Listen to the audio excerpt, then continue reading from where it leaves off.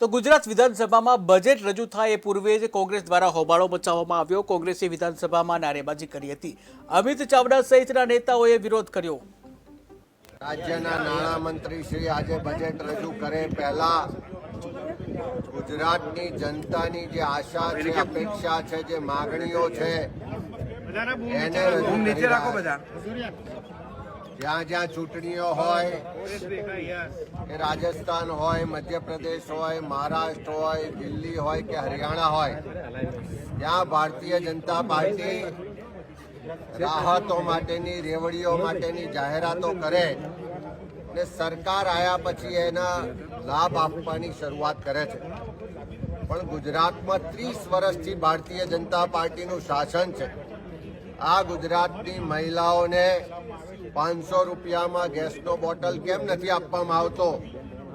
મોંઘવારીનો માર સહન કરેલી મહિલાઓને 500 રૂપિયામાં ગેસનો બોટલ મળે। ગુજરાતના યુવાનો જે રોજગાર ઝંખી રહ્યા છે, કોન્ટ્રાક્ટ આઉટસોર્સિંગ પ્રથામાં શોષણ, કોન્ટ્રાક્ટ